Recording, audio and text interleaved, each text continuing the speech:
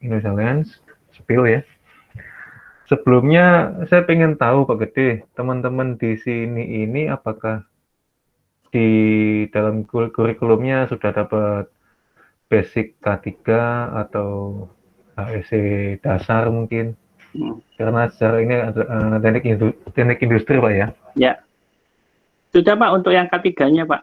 Sudah ya, dari Ya. Petra sendiri ya? Apa Pak? Dari Petra sendiri ya? Dari Petra sendiri Pak, iya. Oke, saya udah merasakan. Oleh karena itu, saya akan lebih ke dunia nyatanya ketika teman-teman ini sudah menginjak ke dunia pekerjaan.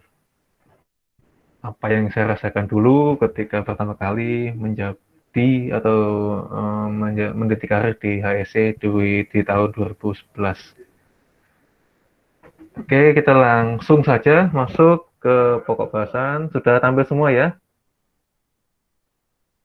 Sudah Pak Bagus. Sudah ya. Jadi judul kita pagi ini adalah implementasi K3L atau HSE untuk kelangsungan bisnis perusahaan. Jadi sebelumnya saya mohon maaf kalau penyampaian saya nggak seperti dosen ya, saya bukan dosen soalnya.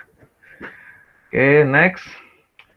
Oke, ini berdasarkan pengalaman saya pribadi, jadi ada beberapa tipe perusahaan berdasarkan penerapan K3L atau HSE. Yang pertama adalah Safety F Company, ya saya sensor ini, yang dimana dia ini nggak butuh sama sekali, nggak ingin, dan nggak mau untuk menerapkan K3L atau HSE. Contohnya perusahaan-perusahaan home industry, perusahaan-perusahaan kecil, bengkel kecil. Yang kedua adalah Safety for the Market Company. Jadi mereka mau menjalankan K3L, mereka butuh K3L selama market mendukung. Saya sempat mengalami di perusahaan semacam ini, jadi ketika pasar membutuhkan perusahaan yang mengimplementasikan K3L secara baik,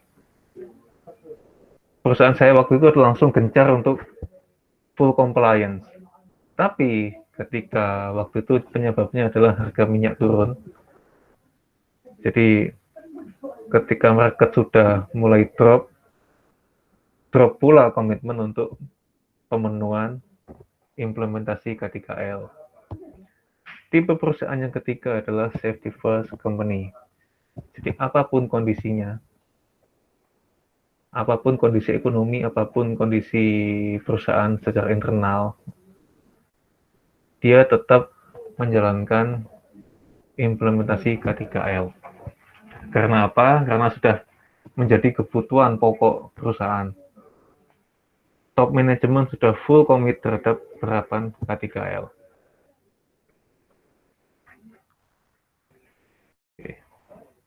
Implementasi K3L itu apa sih?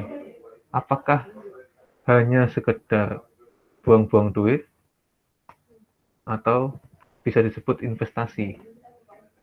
Ya, investasi kalau semua ini direncanakan dan ada komitmen full dari top manajemen.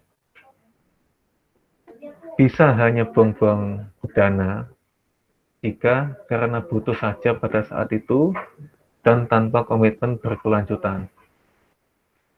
Jadi dua mata pisau K3L itu. Kenapa sih kok disebut investasi? Padahal kita ini serasa belanja dan belanja. Beli APD, nambah barrier, beli mesin yang safety. Kenapa kok disebut investasi? Karena dengan hal-hal yang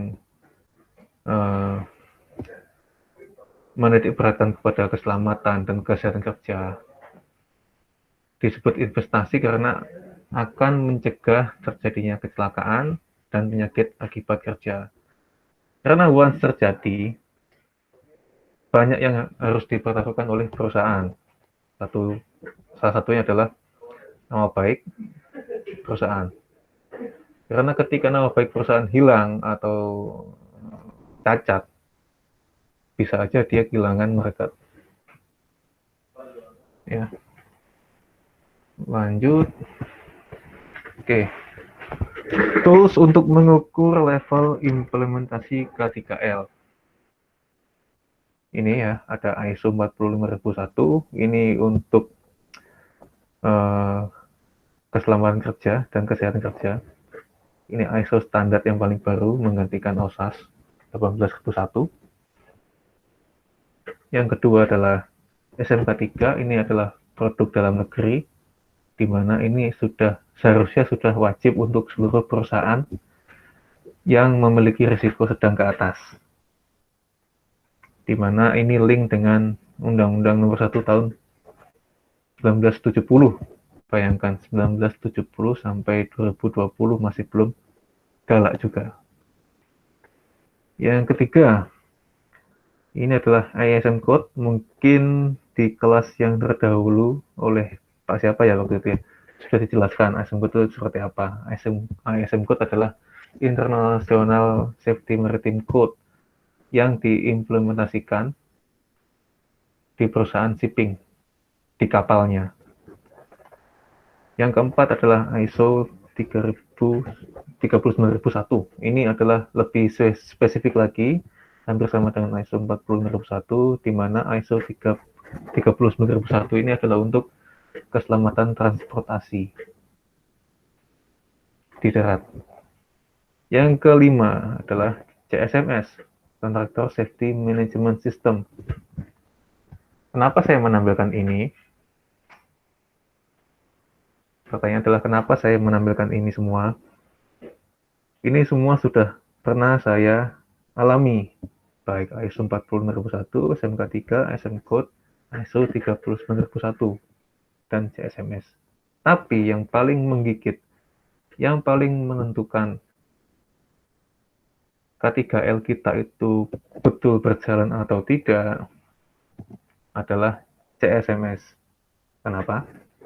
Karena CSMS ini penilainya adalah calon user kita. ISO 40001, 39001, SMK3, dan ISM Code adalah yang menilai adalah badan auditor, di mana badan auditor tidak termasuk mendeskripsikan,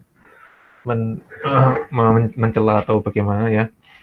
Tapi badan auditor adalah suatu badan yang nggak begitu langsung merasakan ketika kita sebagai penyedia jasa ini memiliki cacat dalam implementasi K3L-nya.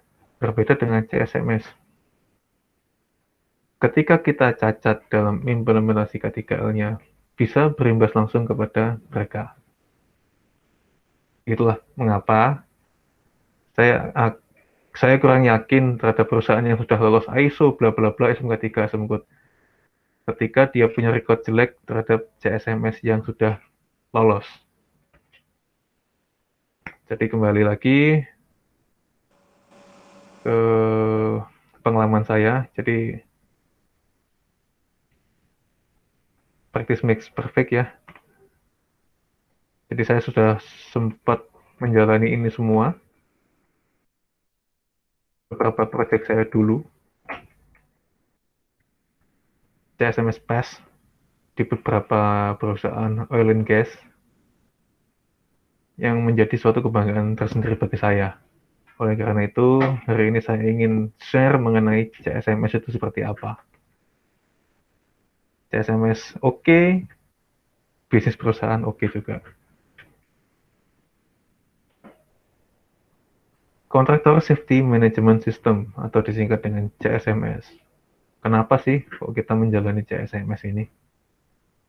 Karena kita butuh market, dan market membutuhkan kita, yang dimana sudah mengimplementasikan K3L dengan baik.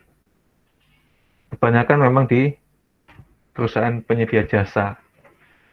Tidak menutup kemungkinan juga produsen juga menjalani CSMS. Benefitnya apa? Benefitnya adalah ketika kita lolos CSMS, nama kita baik, branding akan sejalan juga, akan ikut naik juga. Wah, ini perusahaan A lolos CSMS di Pertamina misalkan, atau lolos di PP Migas misalkan. Otomatis lebih mudah berjualan kalau kita pakai kata kasar. Di dalam CSMS ada beberapa atau lebih tepatnya tiga killing points, di mana kalau salah satu dari tiga ini tidak ada, otomatis fail CSMS kita. Yang pertama adalah kebijakan K3L, bisa disebut juga kebijakan HSE. Yang kedua adalah prosedur K3L, dan yang ketiga adalah ketersediaan APD untuk semua tenaga kerja. Pak Gede, ini nanti untuk sesi pertanyaan bisa langsung ditanyakan atau bagaimana? Bisa langsung, Pak. Bisa langsung ya. Jadi Ya. teman-teman silakan kalau ada pertanyaan atau saya kecepatan atau mungkin kurang jelas bisa langsung ditanyakan. Oke, kita langsung lebih dalam ke CSMS. Sebelum masuk ke slide berikutnya, CSMS ini adalah hal yang perlu dilakukan oleh penyedia jasa seperti Spill ini untuk ikut tender di suatu proyek, di mana dibutuhkan asesmen terhadap perusahaan yang akan ikut tender.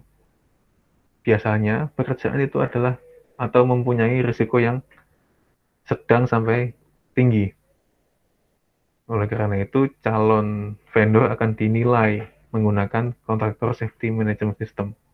Ada pakemnya, ada 9 section atau 9 bagian, di mana kita semua, di mana perusahaan yang akan ikut tender tersebut harus melengkapi, ini modelnya seperti kuesioner, ada pertanyaan yang harus dijawab, dan pertanyaan yang harus dilampirkan buktinya, bukti implementasi K3L di masing-masing bagian. Ketika CSMS itu sudah lolos, lalu baru ngomong masalah harga. Jadi, kalau teman-teman di sini setelah masuk ke dunia kerja dan nyemplung di perusahaan penyedia jasa, kebanyakan memang penyedia jasa yang melakukan CSMS, menjalani tender dan ada hal semacam ini, tidak usah kaget. Itulah mengapa kita sharing pagi ini. Lanjut ya. Oke, section yang pertama mengenai kepemimpinan dan komitmen. Tentu ini sudut pandangnya HSE. Oke, di bagian satu ini kita diminta untuk menunjukkan bagaimana top management itu secara pribadi involved terhadap berdirinya K3L. Ya, seperti apa kita menunjukkan buktinya? Kita berikan form yang menunjukkan top manajemen kita ikut, misalkan inspeksi K3, inspeksi kendaraan, kalau misalkan kita di transportasi darat, inspeksi kapal, kalau misalkan kita di shipping. Jadi tidak hanya datang, foto-foto, selesai, enggak. Jadi si top manajemen atau wakilnya ini melakukan tugas sebagai orang yang paling senior terhadap implementasi K3L. Yang kedua, yang di bagian ini ditanyakan adalah bentuk komitmennya seperti apa di tiap-tiap tingkat organisasi. Biasanya di perusahaan-perusahaan yang sudah full settle itu menyediakan papan komitmen. Itu yang paling visual terlihat. Bisa juga di tiap-tiap meeting itu dibahas, yang pertama adalah mengenai isu K3L. Yang ketiga di dalam bagian ini adalah bagaimana sih kita mengkampanyekan budaya yang positif terhadap pelaksanaan K3L. Tapi ini lebih condong terhadap top manajemen yang melakukan. Jadi setiap speech yang diadakan atau meeting itu pertama-tama biasanya membahas mengenai aspek K3 atau HSE.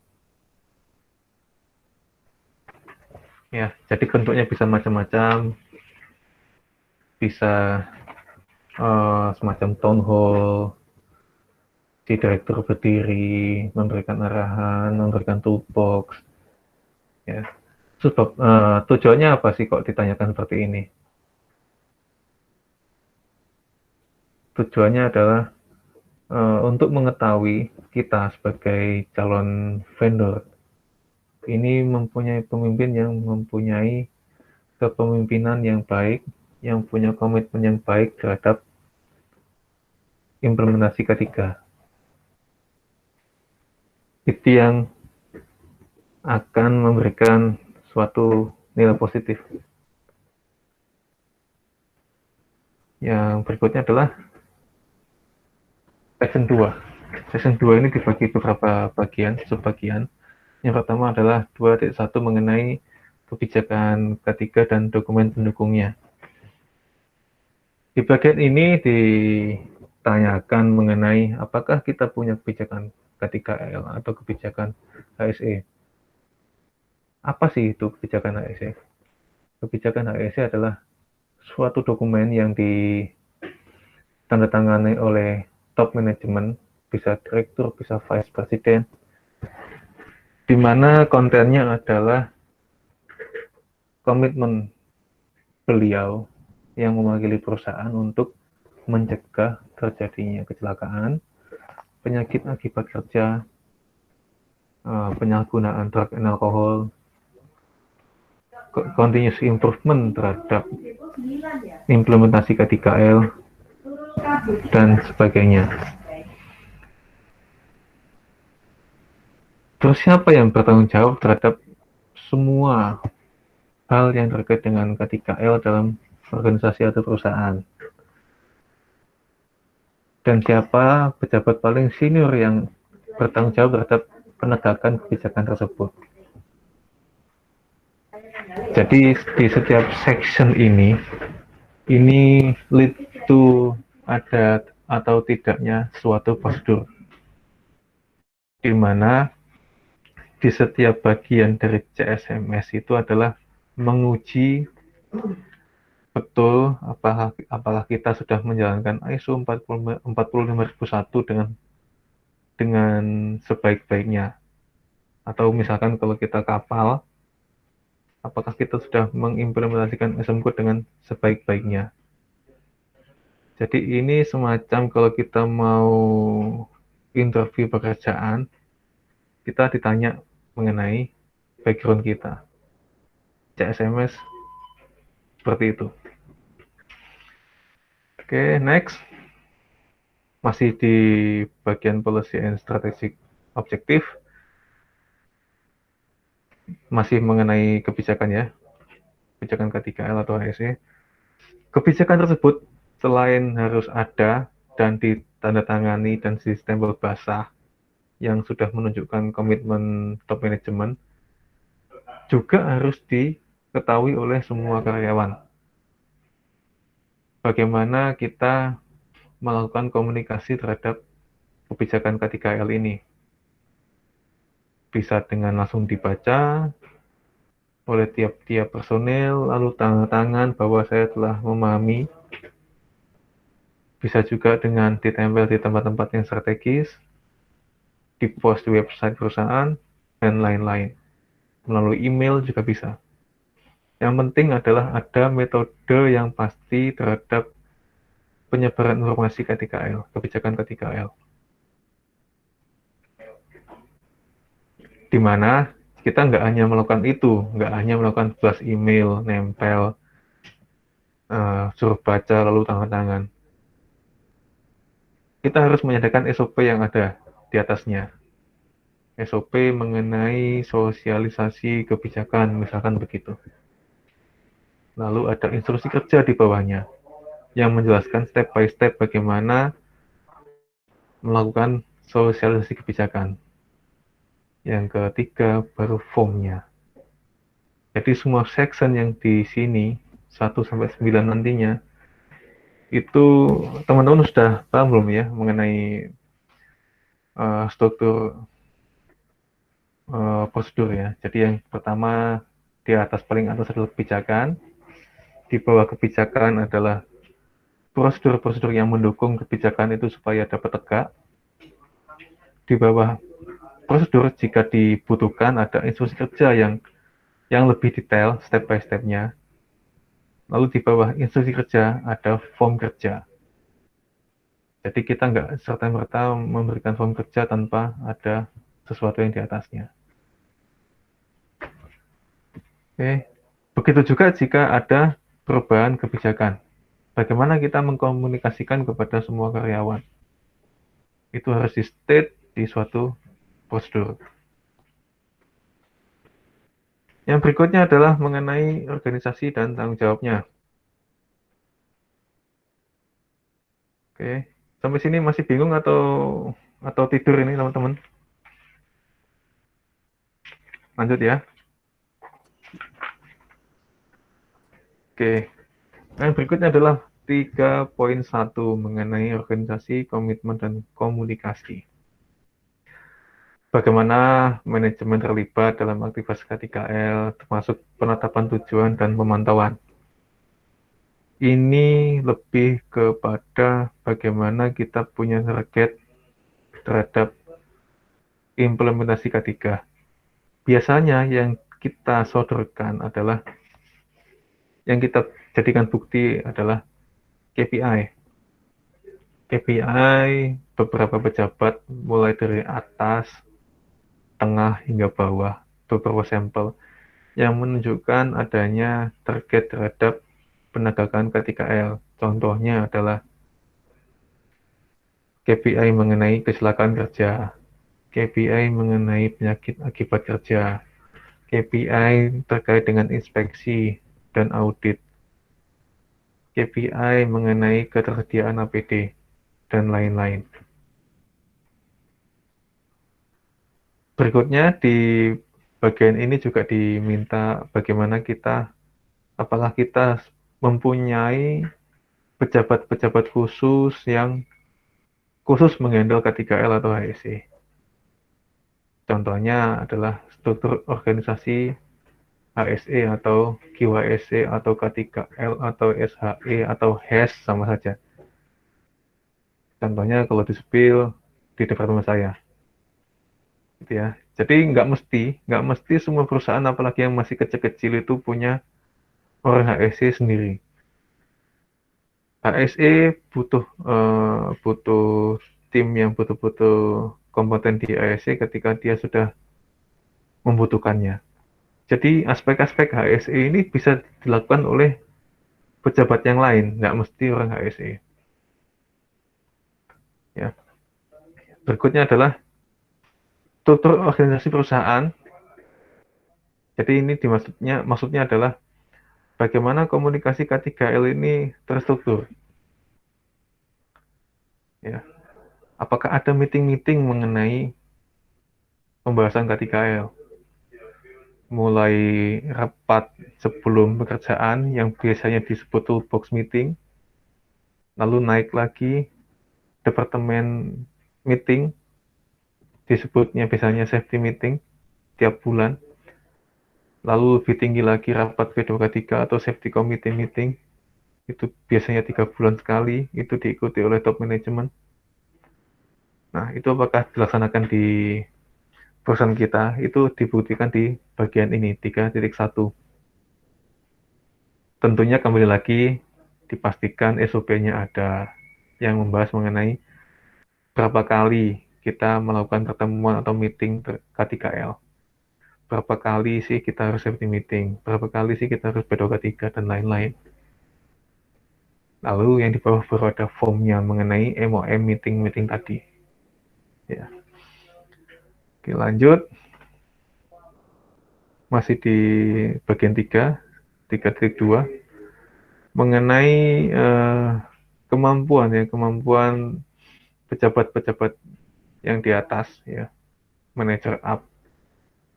Itu apakah paham, apakah aware mengenai KTKL? Intinya itu di sini.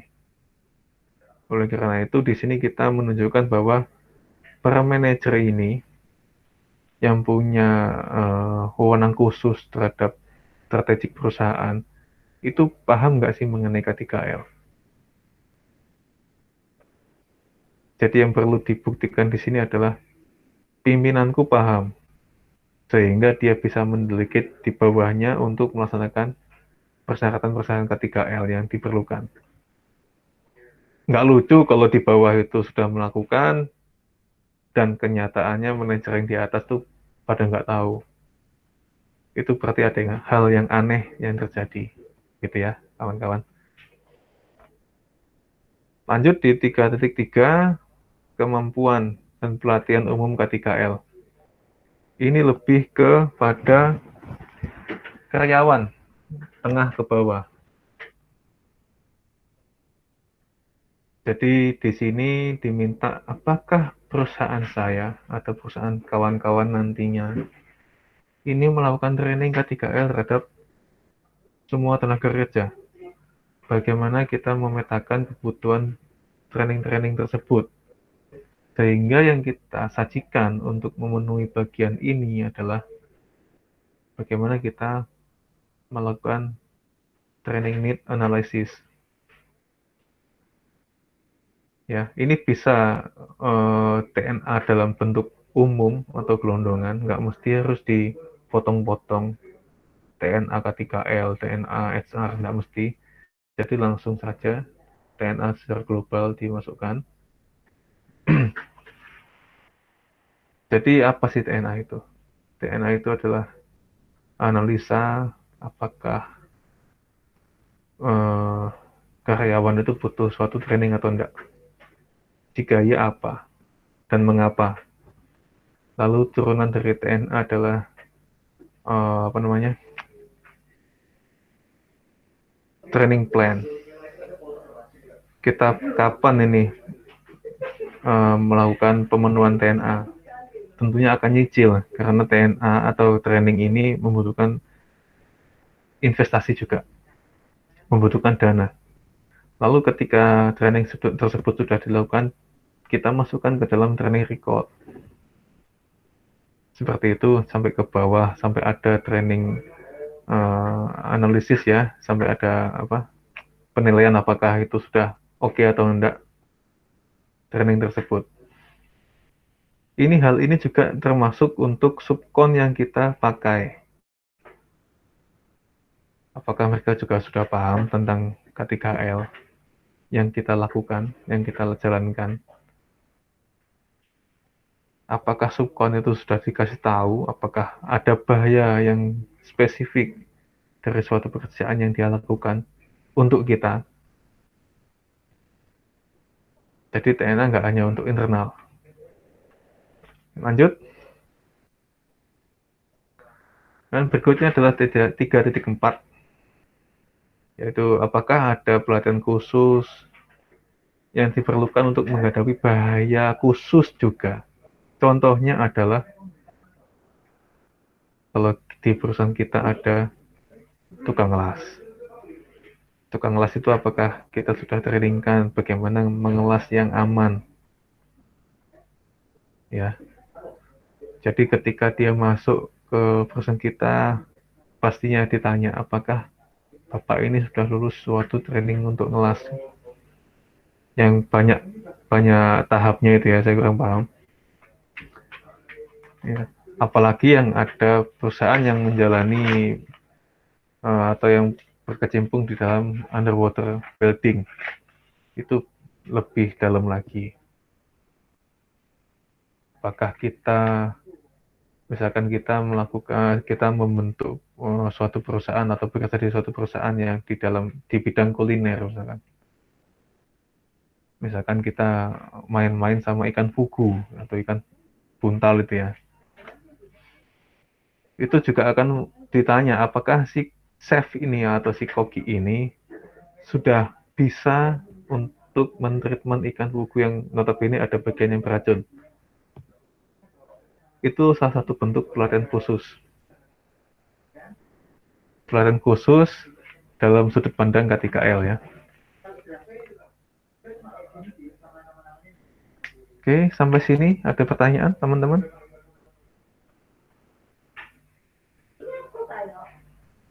Lanjut ya. Lanjut Pak, belum Pak. Oke, kita lanjut ke 3.6. Tadi sudah sempat dibahas mengenai subkontraktor ya. Jadi, selain kita dilakukan asesmen oleh calon user kita juga harus melakukan asesmen terhadap implementasi subkon yang kita pakai. Misalkan saya dulu sempat pernah bekerja di galangan. Oh, kebalik. Saya pemilik kapal waktu itu, bekerja di perusahaan yang menggunakan kapal. Lalu kapal saya butuh ngedok di suatu galangan kapal. Butuh ngedok di suatu shipyard. Kebetulan di daerah tersebut kita belum ada rekanan yang sudah resmi menjadi subkon kita. Oleh karena itu, saya dan tim wajib untuk melakukan pemilihan beberapa opsi shipyard yang ada di daerah tersebut. Saya lakukan CSMS untuk mereka. Jadi, kembali lagi, kalau memang kita sudah berbudaya K3L, yang dilihat pertama itu bukan berapa biaya yang akan timbul, tetapi adalah bagaimana kita memilih barang, penyedia jasa yang aman. Baru setelah kita dapat yang aman, beberapa opsi, kita baru ngomong mengenai berapa sih biayanya, berapa lama sih kita dapat disediakan jasanya atau barangnya. Jadi seperti itu ya, kalau kita sudah di perusahaan yang settle dalam hal K3L. Sama dengan poin 3.6 ini, sebelum kita memakai subkon, jasa subkon, kita juga wajib untuk melakukan asesmen atau audit terhadap calon subkon tersebut. Lanjut, 3.7. Kali ini kita akan membahas standar-standar atau rules and regulation. Oke. Di sini kita harus membuktikan bahwa kita sudah melakukan asesmen terhadap kebutuhan, peraturan, dan perundangan yang kita butuhkan untuk kita penuhi sesuai dengan skop perusahaan. Contohnya kalau kita bekerja di pembuatan obat misalkan, atau kita di bidang apotek ya, itu pasti ada perundangan atau regulation yang khusus untuk medicine, untuk obat-obatan. Kalau kita di perusahaan tracking, pasti kita banyak mengambil undang-undang dari Dishub. Kalau kita bermain di kapal atau pelayarannya atau shipping, tentunya kita akan banyak mengadopsi peraturan yang dibuat oleh AIMO atau paling enggak dari Hubla. Lalu apakah kita nggak hanya saya perusahaan tracking, saya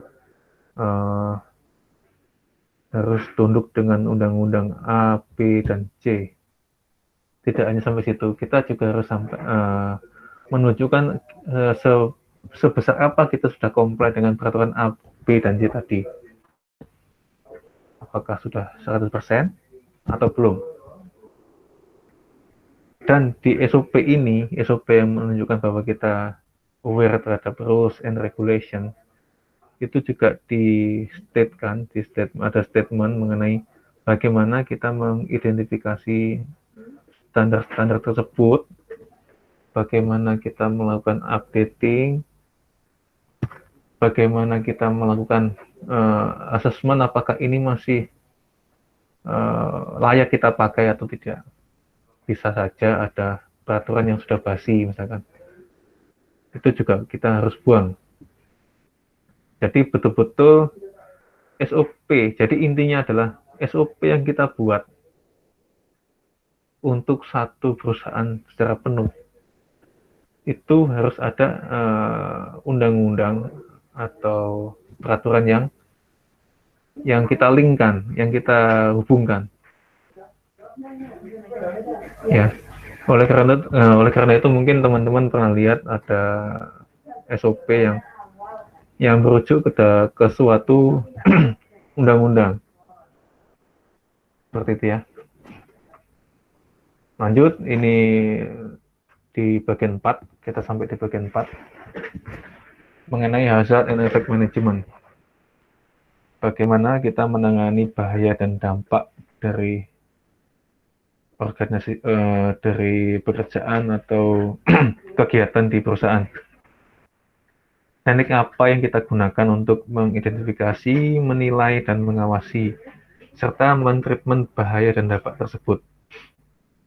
Jadi seperti ini. Ada banyak. Ada kalau kita di sini memakai HIRDC, mungkin sudah dibahas ya di basic K3 ya di kuliah yang berbeda. Jadi kita harus melakukan identifikasi bahaya yang ada di dalam kegiatan perusahaan. Lalu ketika sudah dapat identifikasi tersebut, kita lakukan assessment. Apakah bahaya ini berisiko rendah, sedang, atau tinggi? Jika sedang atau tinggi, kita harus ngapain sebagai orang HSE? Kita harus mentreatment apa bahaya ini? Kita harus kontrol seperti apa bahaya ini. Ingat, bahaya itu tidak bisa dihilangkan, hanya bisa dikontrol. Yang bisa dihilangkan adalah pekerjaannya.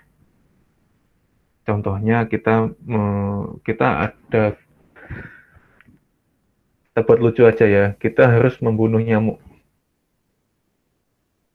Pekerjaan kita di suatu perusahaan hanya untuk membunuh nyamuk. Yang kita gunakan saat itu adalah membunuh nyamuk menggunakan nuklir misalkan. Lalu si bos perusahaan tersebut baru meng-hire HSE. Orang HSE tersebut melakukan HIRDC atau Hazard Identification, Risk Assessment, and Determining Control. Diketahui bahwa perusahaan tersebut membunuh nyamuk menggunakan nuklir. Oleh karena itu pasti risikonya sangat tinggi. Lalu si orang HSE melakukan determining control. Bos, apa nggak berlebihan kita pakai nuklir? Ini loh, pakai ini aja, raket nyamuk misalkan. Nah, itu adalah suatu bentuk kontrol risiko. Risiko yang dikontrol ini adalah nuklirnya, bukan kita menghilangkan pekerjaannya. Ya, semoga teman-teman di sini paham ya.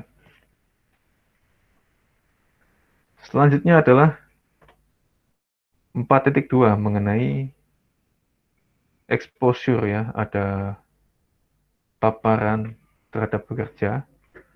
Itu biasanya dalam bentuk tiga unsur. Ada kimia, biologi, dan fisika. Apa sih unsur kimia? Misalkan kalau kita di dalam perusahaan yang bergerak di pembuatan cat, ya yang menggunakan bahan-bahan kimia, atau mungkin yang kita bermain-main dengan obat-obatan. Ada juga yang mungkin kita bermain dengan makhluk hidup, atau mungkin yang seperti spill ini ada depo, itu pasti ada paparan fisika, Apa sih paparan fisika itu? Ya panas, debu, getaran, kebisingan, seperti itu. Apa yang dimaksud dengan poin ini 4.2? 4.2 yaitu bagaimana kita mengontrol paparan-paparan tersebut supaya tidak ada imbas terhadap pekerja. Biasanya paparan-paparan ini nggak akan langsung efek terhadap tubuh si pekerja. Efeknya jangka panjang. Ini biasanya lead ke berujung kepada PAK, penyakit akibat kerja, atau occupational disease. Ya, penyakit akibat kerja itu nggak akan langsung dirasakan. Kalau yang masuk ke tubuh kita itu dalam dosis kecil tapi rutin, itu nggak akan langsung kita rasakan. Akan dirasakan pada saat usia-usia menjelang pensiun, atau bahkan sudah pensiun, baru terdeteksi bahwa ini akibat pekerjaanmu dahulu. Itu yang kita ingin hindarkan, karena ada undang-undang yang mengatur mengenai PAK, di mana perusahaan yang masih skala kecil, ketika ada kasus PAK, bisa gulung tikar, Bapak Ibu. Nanti akan dibahas lebih lanjut di poin berikutnya mengenai PAK. Selanjutnya adalah 4.3, penanganan bahaya yang potensial. Apa itu? Misalkan di perusahaan kita tadi bergerak di bidang khusus. Misalkan kita itu adalah PLTN ya. Betul nggak sih? Pembangkit listrik tenaga nuklir ya. Itu pasti ada bahaya atau hazard mengenai radiasi. Bagaimana kita menginformasikan kepada pekerja akan bahaya tersebut? Bisa melalui SOP komunikasi tadi, bisa dengan tambahan safety sign ya mengenai bahaya radiasi dan lain-lain. Mengenai bisa juga ditampilkan di dalam dokumen HIRDC, yang HIRDC tadi tersebut harus disampaikan kepada pekerja, misalkan begitu. Yang selanjutnya adalah 4.4, masih mengenai hazard and effect management. APD, alat pelindung diri, atau dalam bahasa Inggris PPE. Apakah kita ada SOP mengenai APD? APD itu nggak sesimpel yang kita lihat, bahwa ada pekerja, kasih helm, kasih vest, kasih sepatu, beres. Enggak. APD itu ditentukan, item-itemnya ditentukan oleh apa? Oleh hazard yang dihadapi oleh pekerja tersebut. Ya, contohnya dalam kasus pandemik ini APD-nya adalah hazmat suit, safety goggles, dan lain-lain. Beda lagi kalau kita melakukan pengelasan. Kita nggak akan pakai hazmat suit. Kita pakai welding glasses, pakai sarung tangan anti panas, pakai masker, dan lain-lain. Beda lagi kalau kita lagi sandblasting, misalkan. Menghilangkan cat menggunakan blasting pasir atau air ya, water blast. Itu APD-nya berbeda lagi. Jadi APD nggak langsung disediakan dengan standar yang itu aja. APD disesuaikan dengan apa yang dihadapi. Kita juga nggak hanya ngasih saja, ini Pak, APD pakaiin. Enggak. Kita juga wajib untuk melakukan training bagaimana menggunakan APD yang baik. Tujuannya apa? Supaya APD tadi digunakan secara tepat. Karena jika APD digunakan tidak tepat, dia nggak akan mengcover kita. Atau paling nggak optimal. Lalu yang berikutnya adalah karena APD ini investasi, kita juga nggak ingin investasi ini dalam jangka waktu yang lebih pendek dari yang kita perkirakan. Misalkan kita sepatu itu bisa bertahan 2 tahun, tapi karena nggak ada SOP yang mengatur mengenai perawatan, mengenai inspeksi APD, itu bisa aja nggak sampai setahun sudah rusak. Oleh karena itu, perusahaan juga wajib ada SOP mengenai mengenai APD ya, mengenai bagaimana APD tersebut diasas terhadap masing-masing pekerja. Biasanya disebut matriks APD. Jadi jabatan A, B, C, dan D itu menggunakan APD apa aja sesuai dengan lapangan yang sesuai dengan bahaya yang dihadapi. Lalu di SOP tersebut juga membahas mengenai bagaimana bekerja di training mengenai penggunaan APD. Di SOP tersebut juga terstate bagaimana APD tersebut digunakan dengan baik, ada foto-fotonya, ada instruksi kerjanya, dan bagaimana APD itu terstok misalkan, dan dirawat tiap berapa kali secara berkala. Berikutnya adalah tetap masih di poin 4, ini mengenai limbah atau sampah. Kita juga diwajibkan punya SOP yang mengatur mengenai sampah atau limbah atau waste. Bagaimana kita mensegregasikan atau memilah-milah sampah. Bagaimana kita mengurangi ya produksi sampah. Bagaimana kita merecycle sampah. Bagaimana kita mentreatment sampah-sampah B3 misalkan. Sampah-sampah yang berbahaya. Lalu apakah kita ada prosedur yang mencakup bagaimana kita melakukan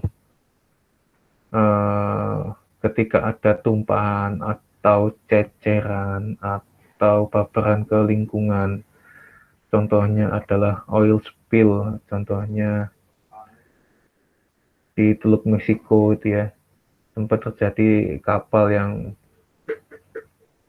menabrak atau bagaimana itu sampai oil tanknya leakage, minyaknya tumpah, terjadi oil spill di lautan yang efeknya sangat, itu bisa aja langsung kolaps itu perusahaannya karena tuntutannya akan besar sekali. Bagaimana juga kita harus membersihkan tumpahan atau paparan tersebut, step by stepnya bagaimana, kita harus calling siapa, kita harus bentuk tim seperti apa untuk menangani tumpahan tadi. Sampah itu dalam, kita harus treatment dengan baik. Lanjut, mengenai kesehatan industri, kesehatan kerja dan industri. Ini tadi saya sempat bahas di depan mengenai PHK. Tujuannya di section ini adalah bagaimana perusahaan kita mencegah terjadinya PHK. Ya. PHK itu tadi saya sudah bilang kebanyakan adalah long term. Jadi nggak langsung berimbas secara nyata di tubuh kita. Oleh karena itu, perusahaan wajib melakukan medical check up. Melakukan medical check up berapa kali atau berapa tipe? Ada 3 tipe. Ada 3 tipe MCU. Yang pertama adalah ketika si karyawan join. Yang kedua adalah rutin, setahun sekali minimal. Yang ketiga adalah MCU khusus. Medical check up khusus. Tujuan yang pertama adalah medical check up yang pertama yang sebelum join tadi adalah mengetahui level kesehatan karyawan tadi. tentunya medical check up atau pemeriksaan kesehatan yang dilakukan itu sesuai dengan bahaya-bahaya yang dihadapi oleh pejabat tersebut. Jadi, medical check up tipe yang pertama tadi yang untuk baru join bukan hanya untuk karyawan yang baru masuk ke perusahaan tersebut, tapi juga untuk perusahaan yang misalkan ada mutasi. Misalkan saya awalnya di bagian admin saja yang hanya butuh basic medical check up. Ketika saya diketahui bisa ngelas misalkan atau bisa ngechat, saya dipindah oleh bos ke bagian chat atau bagian las. Tentunya saya harus menjalani medical check up yang sesuai dengan bahaya-bahaya pengelasan dan pengecatan. Akan ada tambahan item-item khusus. Apa sih bahaya kesehatan kalau kita ngelas? Apa sih bahaya kesehatan kalau kita ngecat? Itu beda dengan bahaya pada saat kita melakukan kegiatan administrasi di depan laptop. Oke. Yang kedua adalah medical check-up rutin tahunan. Itu dilakukan setiap tahun sekali minimal, maksimal terserah tiap bulan juga boleh, tapi akan ada biaya yang besar di situ. Itu juga sama, dilakukan sesuai dengan bahaya yang dihadapi. Jadi tidak semua sama, dihantam sama semua, medical check-up basic semua, tidak seperti itu. Item-item pemeriksaan kesehatan disesuaikan dengan bahaya yang dihadapi. Yang ketiga, medical check-up khusus. Medical check-up khusus ini dilakukan ketika satu, kita sudah melakukan medical check-up 1 dan 2, tipe 1 dan 2. Ternyata masih ada PAK yang timbul. Lalu kita lakukan medical check-up yang khusus tadi untuk membuktikan bahwa ini penyebabnya dari mana, apakah dari pekerjaan atau tidak. Ini wajib dilakukan supaya apa? Supaya kita terbebas dari tuntutan hukum. Ya. Berikutnya adalah 4.7 mengenai drug and alcohol.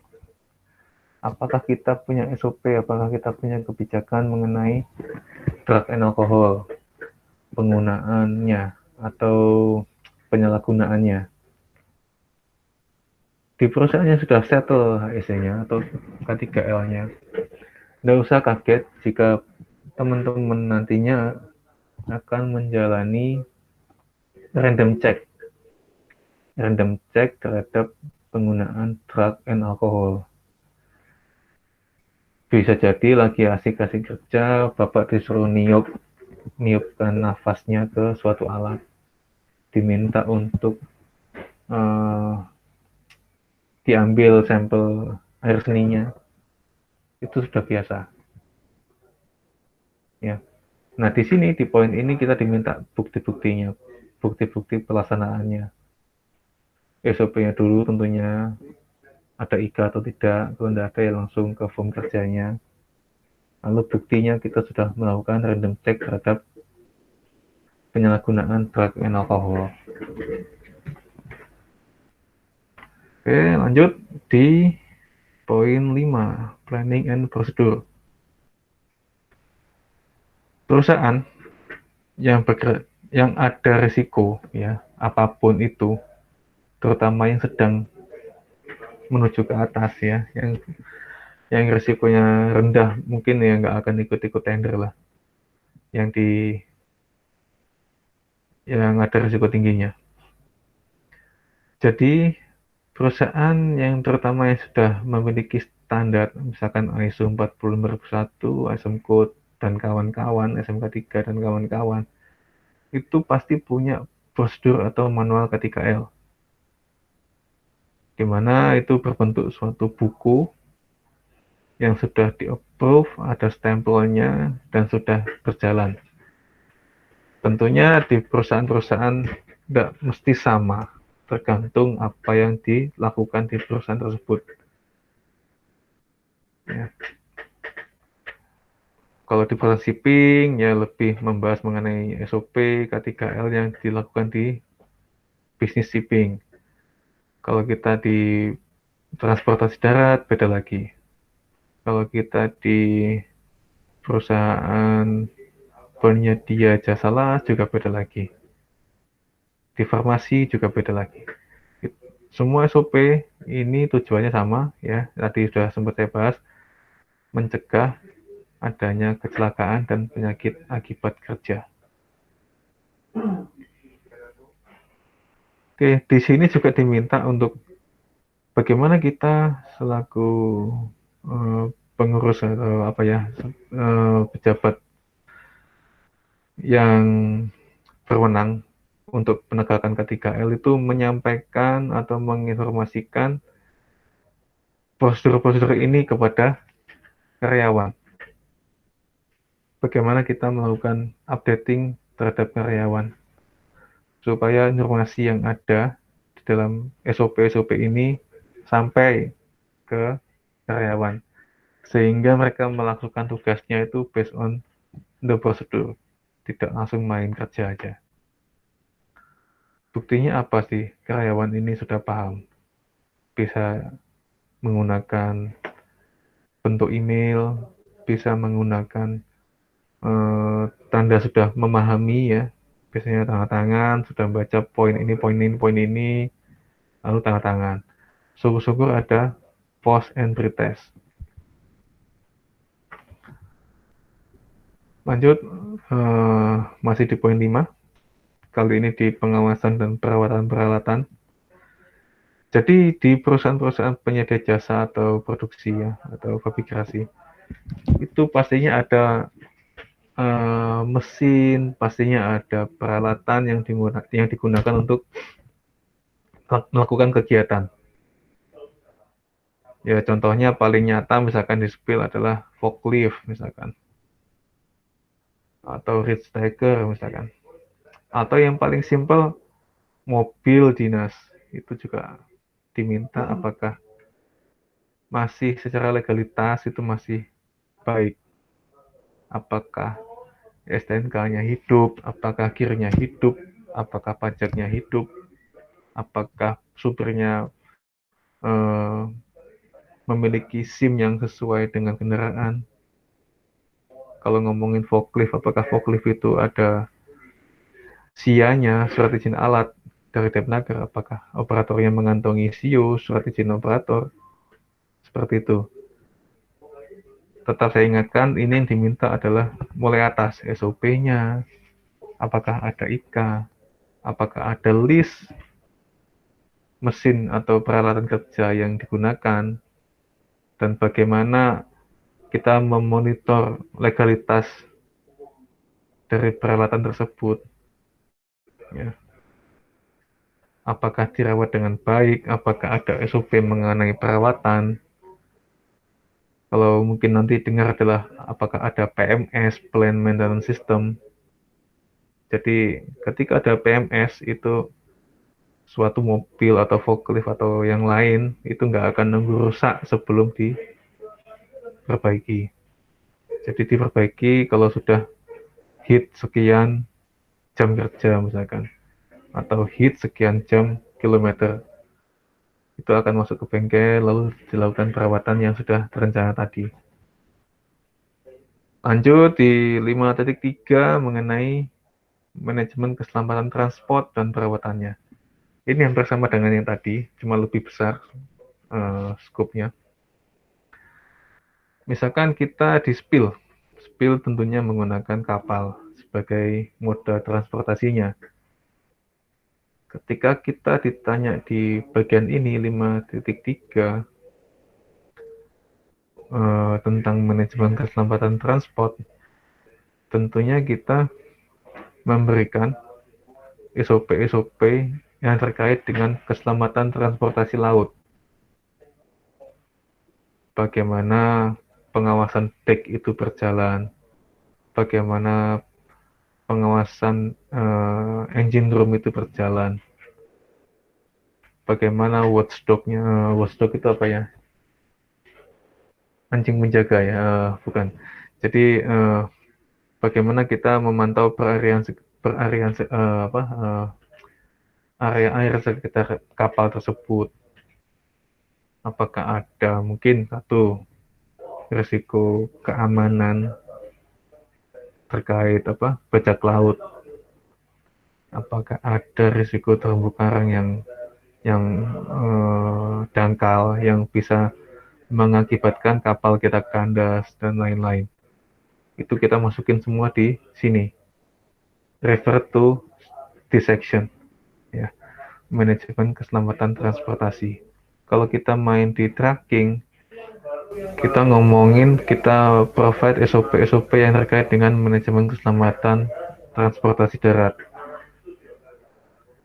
Biasanya disebut JMP RAM, Journey Management Plan. Jadi di perusahaan tracking yang sudah oke, misalkan itu supir bekerja atau mengemudikan truknya, kendaraannya itu nggak asal-asalan. Mulai dia sebelum naik ke kabin, dia harus ngapain dulu, ngecek keliling dulu, 360 derajat semua dicek. Begitu masuk ke dalam kabin juga nggak langsung menyalakan mesin, apa yang harus disesuaikan, apa yang harus dipakai, apa yang harus dicek.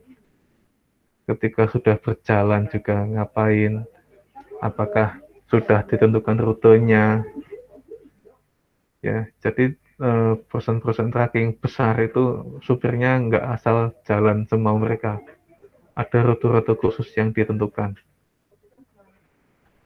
Karena apa? Rute-rute khusus yang sudah ditentukan itu sudah dinilai risikonya, baik risiko keamanan ataupun keselamatan, ya. Keselamatan itu lebih ke safety, aman itu lebih ke sekuritasnya. Apakah ada isu bajing loncat dan kawan-kawan.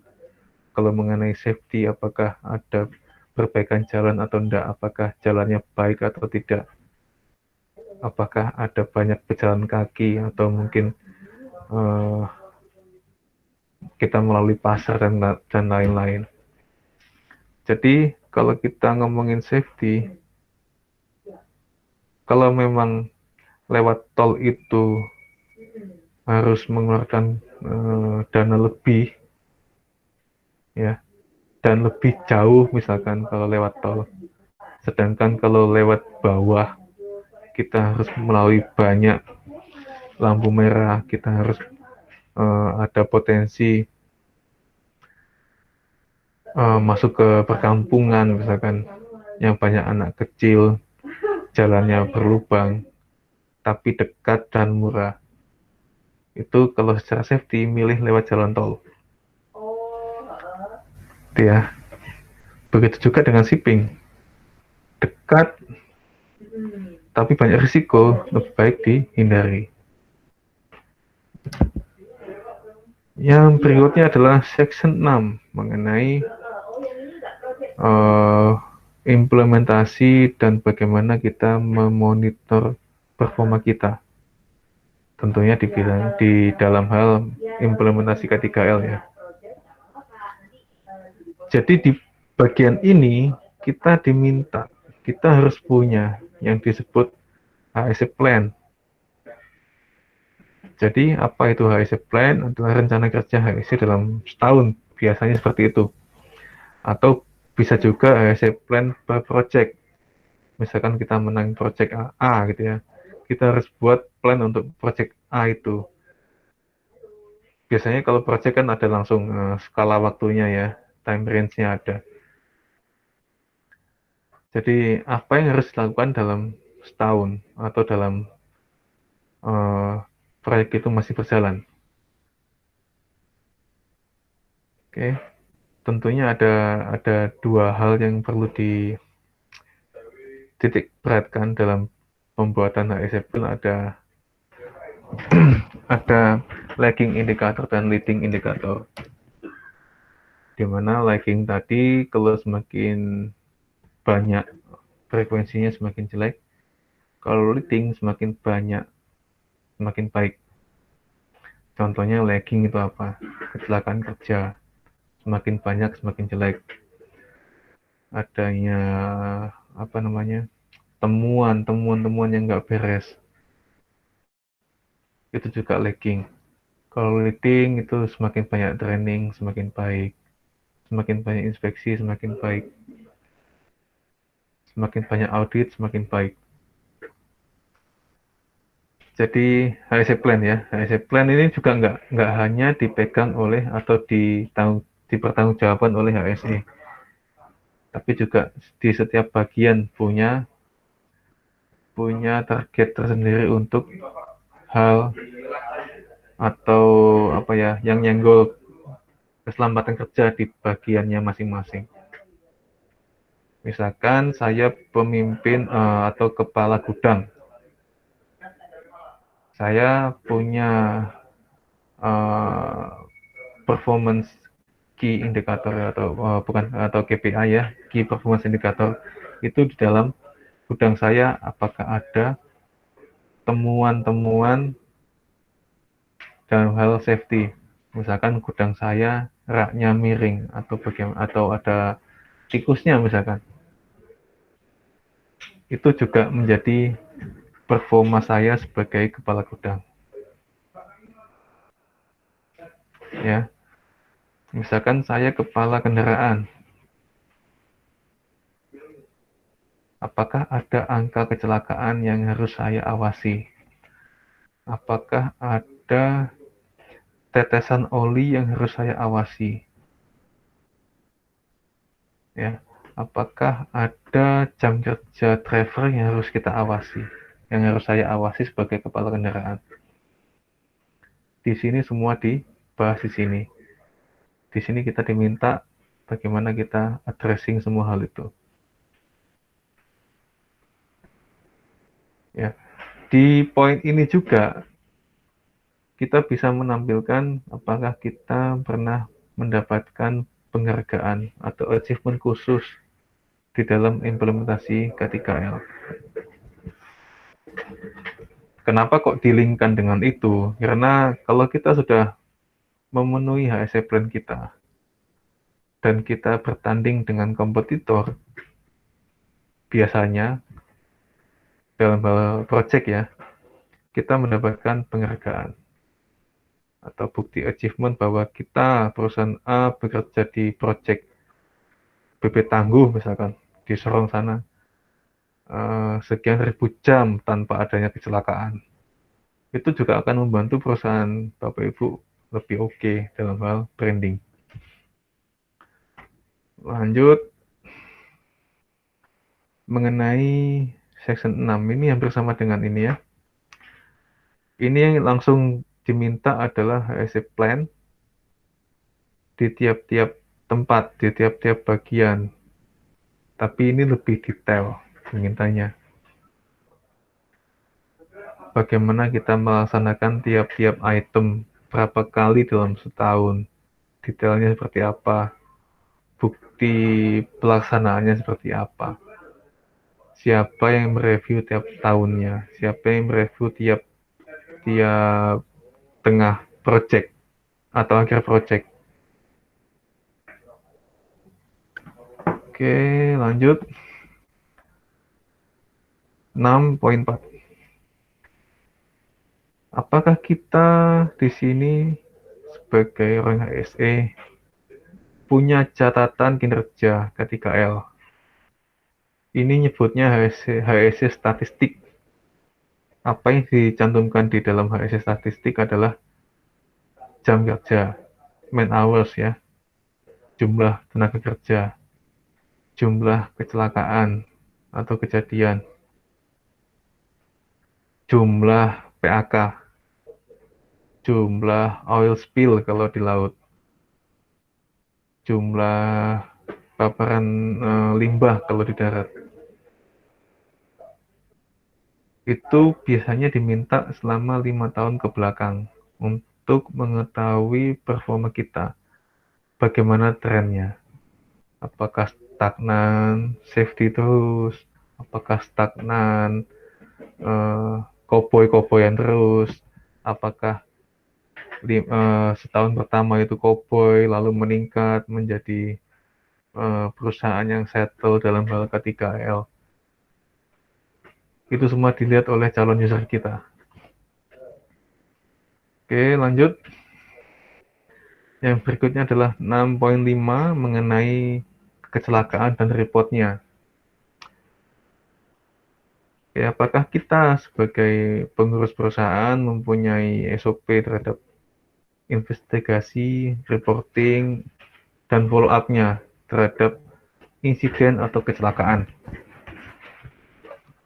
Sebelumnya sudah tahu ya bedanya kejadian dan kecelakaan ya, insiden atau accident.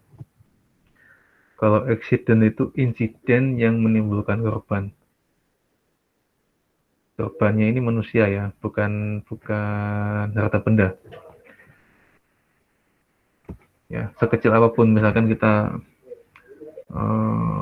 naik mobil, mobilnya ada masalah di kelistrikan, lalu terbakar habis. Tapi kita sebagai penumpang dan drivernya tidak kenapa-napa, karena sempat melakukan evakuasi. Itu disebut insiden.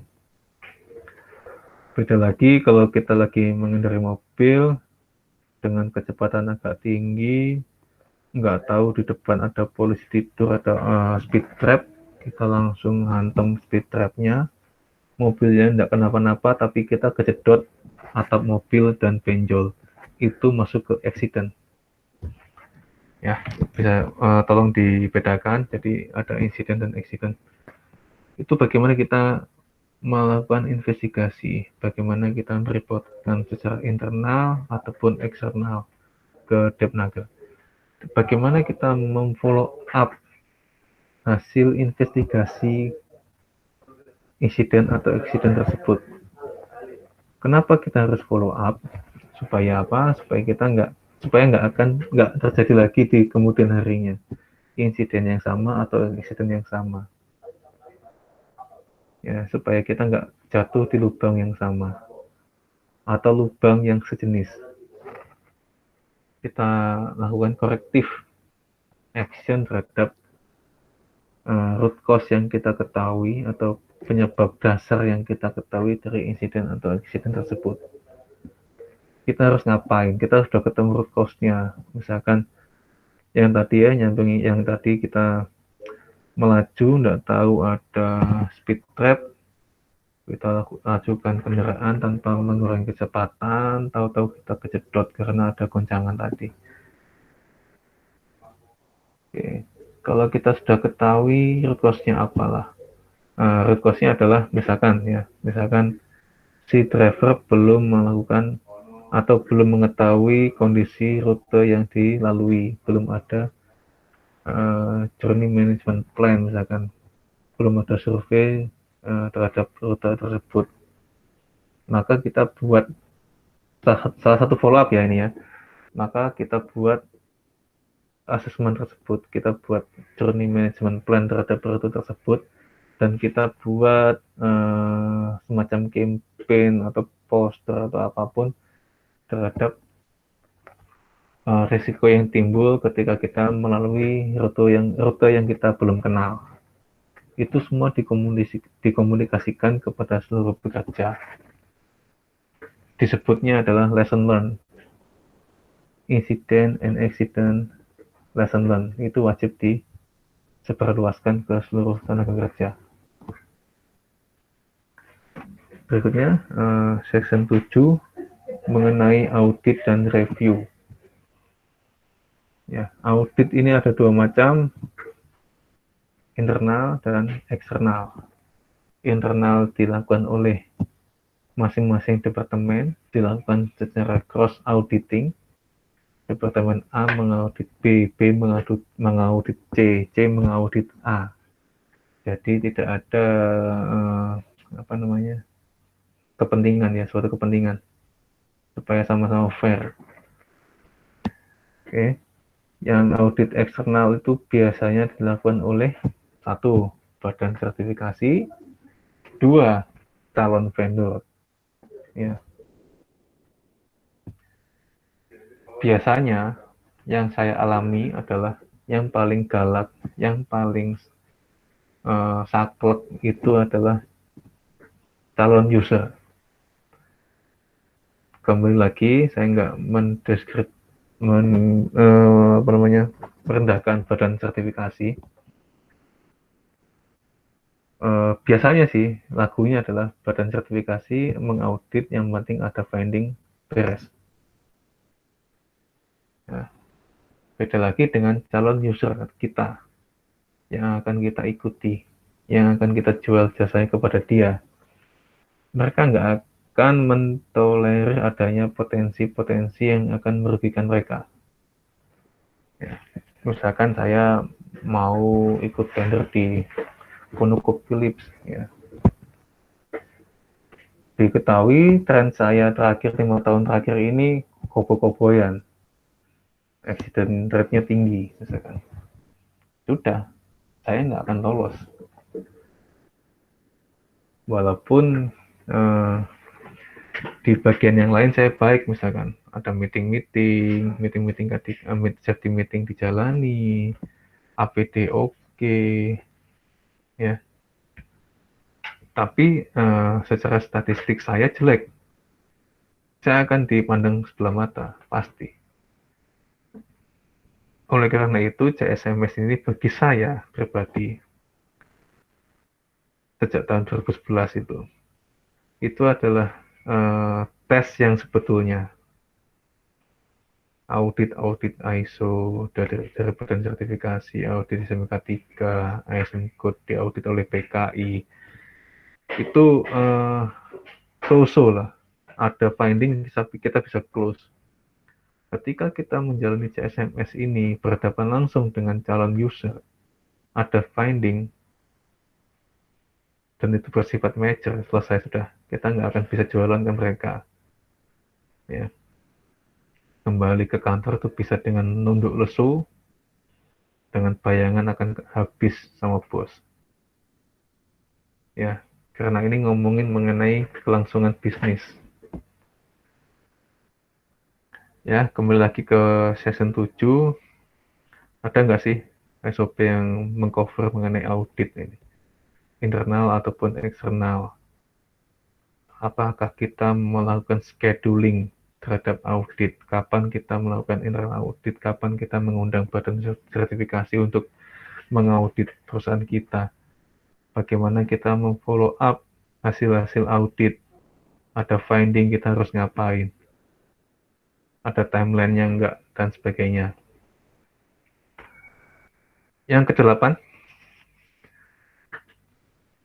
kita sebagai penyedia jasa yang bisa disebut high risk atau medium risk, kalau risk jarang ya, apakah kita punya emergency plan? Tentunya berbeda di tiap-tiap perusahaan. Misalkan tadi ya, kita ngomongin tracking, apakah kita punya tanggap darurat kalau ada kecelakaan di jalanan? Apakah kita punya emergency plan kalau kita dibajak? Atau mungkin bajing loncat dan kawan-kawan? Bagaimana kalau terjadi muatan yang tumpah di jalan dan sebagainya? Tentunya beda dengan perusahaan yang shipping. Bagaimana kita menangani kalau ada cuaca buruk? Bagaimana kita harus meninggalkan kapal kalau memang harus meninggalkan kapal? Ya, bagaimana kita menangani kalau ada kapal bocor misalkan? Itu semua dibuatkan SOP-nya sesuai addressing kita apa aja, item-item emergency-nya. Lalu nggak cuma sampai situ,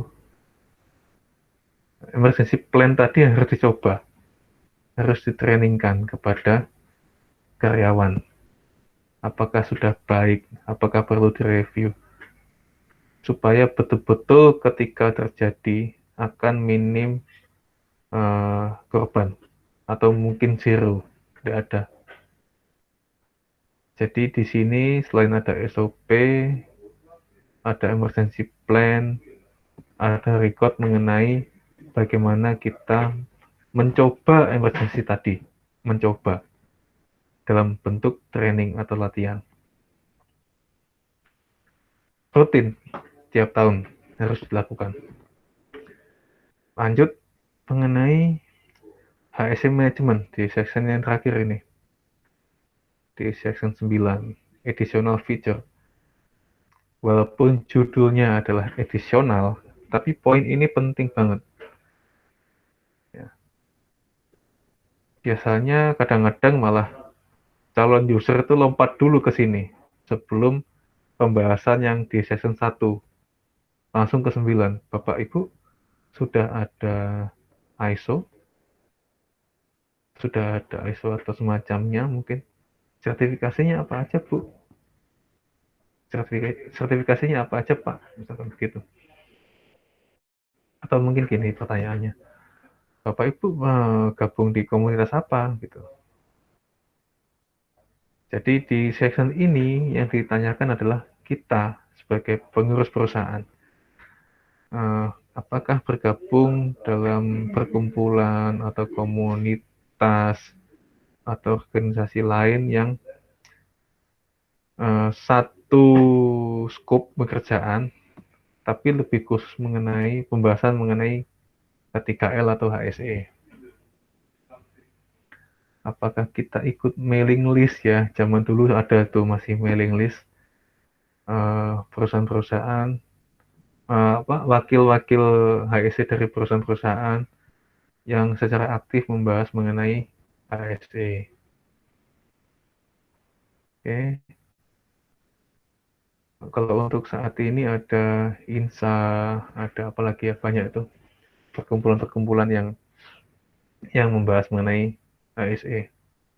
Jadi wakil-wakil HSE di masing-masing perusahaan itu berkontribusi supaya budaya HSE itu baik, minimal di komunitas tersebut. Itu diakui di section 9 ini. Yang berikutnya adalah apakah kita sudah lolos sertifikasi terkait health, safety, and environment. Ya. Kalau ISO 14001 ini mengenai lingkungan, E-nya, environment-nya. Kalau ISO 45001 ini mengenai HS-nya, health and safety. Oke. Kita sudah selesai. Gede, bagaimana? Ya. Apakah ada pertanyaan? Ya, terima kasih Pak Bagus. Menarik sekali karena biasanya bicara K3 kita di TI, bicara K3 di industri ya. Nah ini di project gitu, kondisi yang berbeda. Ini menarik sekali dan yang menarik tadi Pak bahwa customer bisa audit Pak ya. Iya, betul sekali Pak. Yang menarik gitu karena yang lainnya biasanya lembaga auditor sendiri yang audit.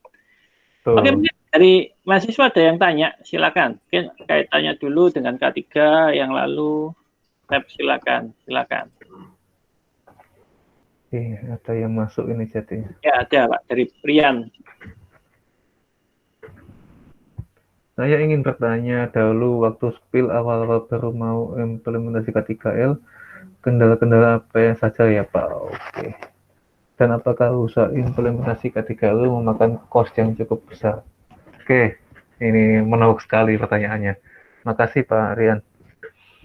Jadi kendala-kendala di awal adalah kalau kita ngomong idealnya 10, non idealnya 0 ya, skala 0 sampai 10. Kita juga sebagai HSE, saya dulu di tahun 2011 dan dengan saya di tahun 2020, pasti ada proses pendewasaan. Saya dulu di tahun 2011 nggak akan setuju dengan statement saya hari ini. Jadi begini, komitmen itu yang wajib didapat pada saat akan melakukan implementasi ke-3L atau HSE. Komitmen siapa? Komitmen top manajemen dan komitmen bersama. Oke, komitmennya apa? Kalau kita ngomongin idealnya 10, Pak Bos mau di berapa dulu ini? Misalkan kita di 0 nih, Pak Bos langsung 10 kah? Oh, nggak mungkin. Secara tenaga, sumber daya, dan pendanaan kita nggak akan sampai langsung 10. Oke Pak Bagus, sampai 3 ya, gimana? Planningmu apa ini? Tuh. Jadi kendala-kendala saya pada saat saya meneliti di awal-awal di ASC dulu di tahun 2010-2011, itu saya masih menggunakan idealisme yang tinggi. Mau nggak mau harus 10, harus 10, harus 10. Nah, ketika kawan-kawan di sini nanti akan terjun di dunia pekerjaan, jangan seperti itu, jangan seperti saya di tahun yang dulu. Ya. Karena kita nggak melihat sesuatu itu dari berbagai sisi. Jadi kendalanya adalah satu, menentukan komitmen. Ini harus komunikasi dengan baik. Yang kedua, cost. Tentunya cost ini dipikirkan, Pak. Dipikirkan di awal dalam penentuan komitmen tadi. Mau 3 atau mau 10? Kalau mau 10, pasti cost-nya gede banget. Kalau mau 3 dulu, nyicil. Ya, istilahnya kita nyicil kendaraan lah. Nyicil atau cash mau mana, gitu aja. Oke, ada yang lain? Ya Pak, mungkin sedikit melanjutkan Pak. Yang susah itu kan menangani manusia Pak ya. Nah itu bisa dibagikan Pak tips-tipsnya, karena kan seringkali ya sederhana saja APD gitu. Sudah disuruh pakai nggak pakai, atau kemudian kalau ada project di atas pakai tali pengaman nggak dipakai gitu ya.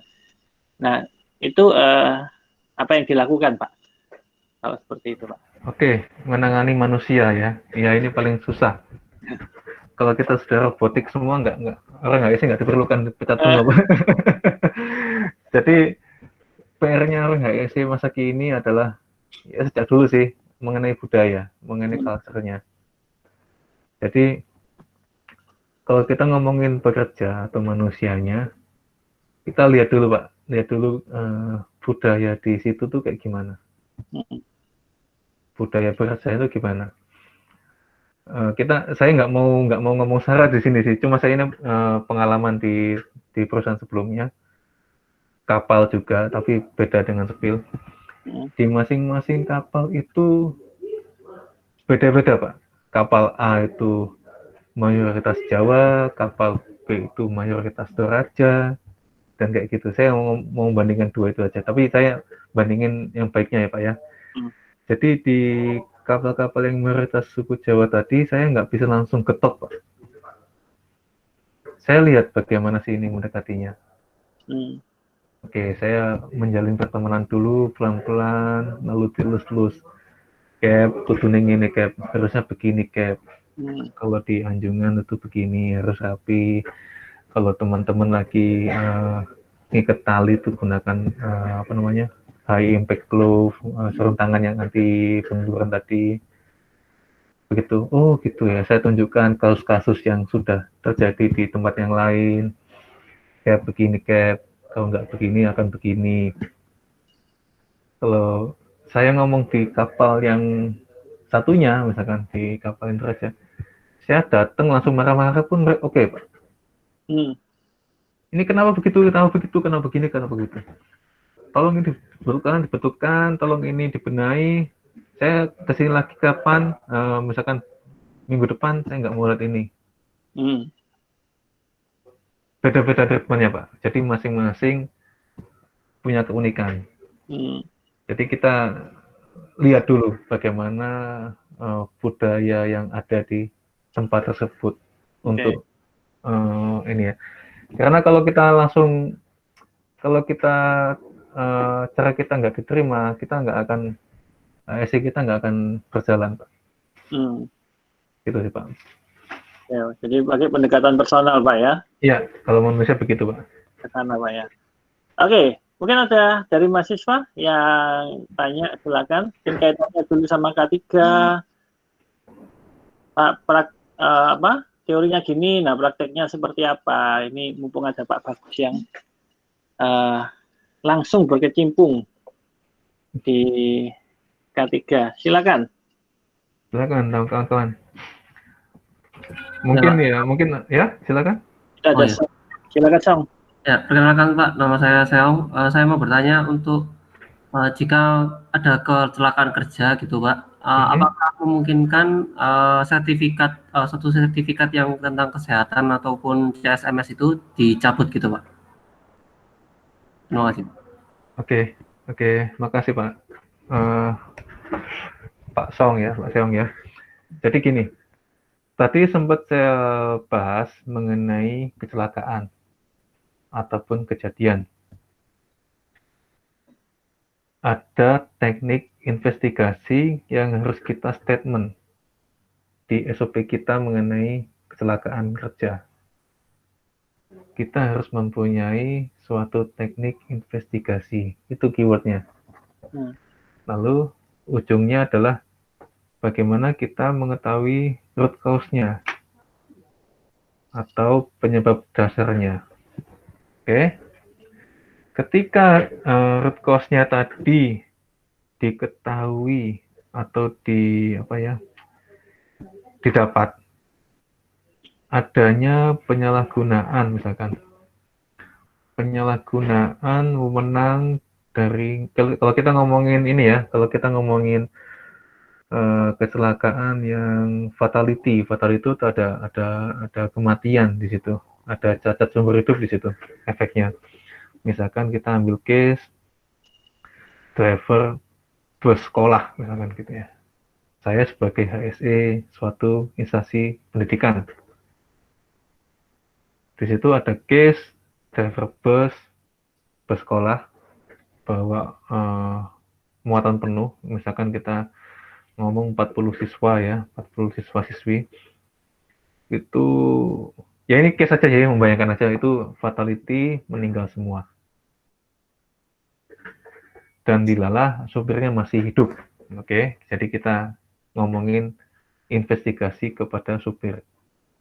Ketika diketahui dari root cause-nya diambil adalah si driver ngantuk sehingga menyebabkan kecelakaan.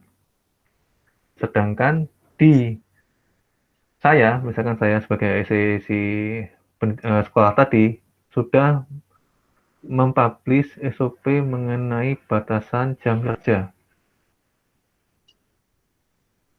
Nah, dan ternyata ada pelanggaran dari sisi driver. Maka saya sebagai wakil perusahaan dan perusahaan saya sendiri, sekolah saya sendiri tadi, itu bebas dari tuntutan apapun. Beda lagi, kalau saya sebagai HSE suatu sekolah tadi, itu tidak memiliki SOP yang mengcover potensi atau risiko tersebut.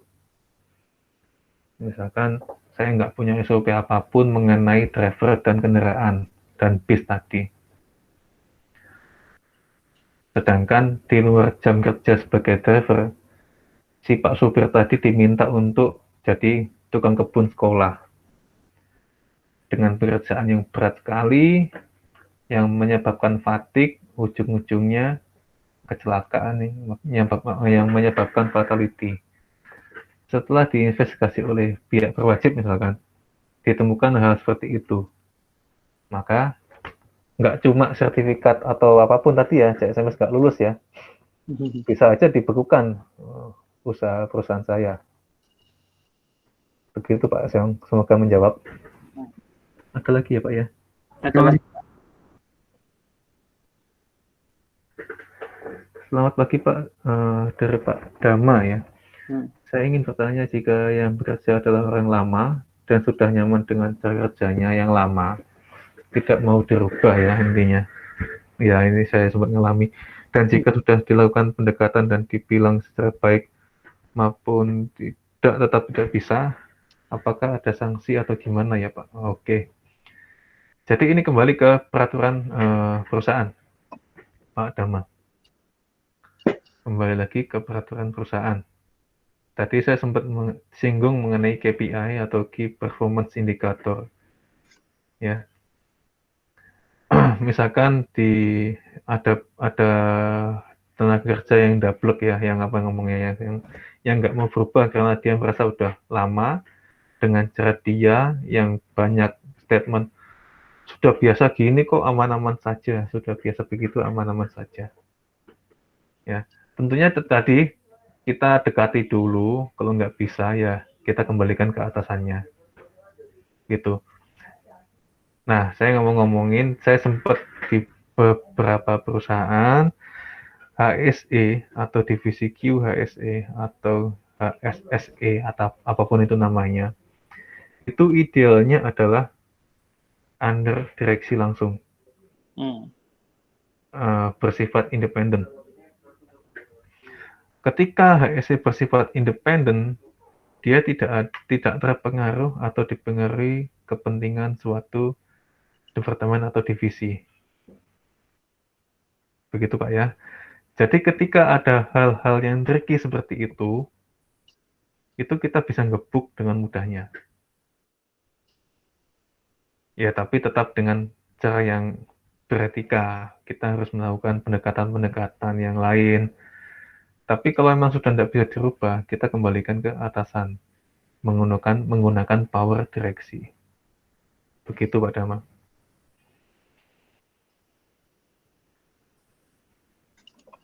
Oke.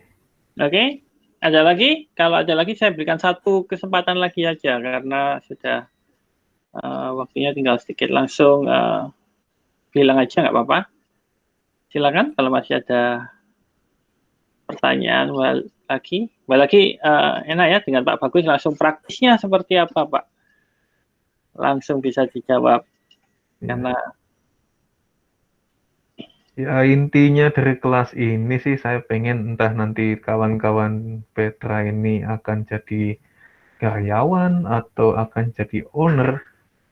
Ketika ada usaha atau di dalam usaha kawan-kawan atau memang dalam perusahaan yang akan diikuti oleh kawan-kawan ini ada aspek HSE-nya, tolong didukung Pak. Karena ada lagunya, ada trennya bahwa HSE itu menghambat. Ya, sama kayak tadi misalkan Pak Kebon biasanya bisa nyupir, setelah ada HSE malah nggak bisa nyupir, Pak Kebon tok misalkan, atau hanya supir saja. Apa sih jam kerja aman itu, bullshit kayak gitu-gitu ya. Itu yang sedang terjadi di Indonesia pada umumnya. Apalagi di perusahaan-perusahaan yang skala menengah ke bawah. Itu banyak perang dengan internal sendiri, Bapak Ibu. Biasanya dengan operasional misalkan. Kayak gitu. Jadi, dan jangan kaget misalkan nanti ada kawan-kawan di sini yang akan membangun usahanya masing-masing di bidang konstruksi misalkan, di bidang tambang misalkan, atau mungkin mau beli kapal misalkan, itu semua adalah high risk job. Jadi siap-siap saja seperti ini tadi yang saya sampaikan. Gitu sih Pak. Ya, terima kasih ya pesannya Pak Bagus. Jadi nanti untuk mahasiswa kalau sudah lulus, kalau nanti sudah bekerja, kalau sudah punya bisnis sendiri, jangan hanya mengejar profit, keuntungan saja, tapi juga harus benar-benar memperhatikan HSE Pak ya. Ya, karena once terjadi katastrofik misalkan, kejadian yang besar misalkan, gulung tikar akan sangat pasti terjadi. Ya. Tuh. Dan kita menghargai manusia Pak ya, karena tidak ada harganya manusia Pak ya. Oh iya, betul sekali. Itu yang paling penting. Baik, terima kasih banyak Pak Bagus atas terima kasih kembali pertanyaannya hari ini. Semoga bermanfaat. Iya, sangat bermanfaat Pak. Dan saya harapkan tadi untuk mahasiswa akan selalu diingat bahwa K3 atau HSE ini harus selalu diperhatikan bahwa ini sangat penting di satu perusahaan dimanapun. Saya tertarik karena baru tahu ini tadi Pak ada GSMS Construction Safety Management System ya. Ya. Oh ya, ini Pak, sebelum Ya. akhir saya tadi mau tanya lupa. Kenapa Pak Spill itu ikut yang CSMS ini Pak? Karena kan kalau saya baca kan istilahnya kontraktor gitu Pak ya. Oke, jadi barusan Spill ini ikut proyek BP Tangguh di Sorong sana. Oke. Karena kita kan sudah mulai go logistik Pak ya. Nggak hanya pot to pot, tapi kita melayani custom project juga. Nah, kebetulan kemarin tuh ikut BP Project. Yang di mana pasti kalau ngomong oil and gas tuh high risk job semua. Oke. Dan pakai CSMS. Kebetulan masih berlangsung ini asesmennya, Pak. Oke.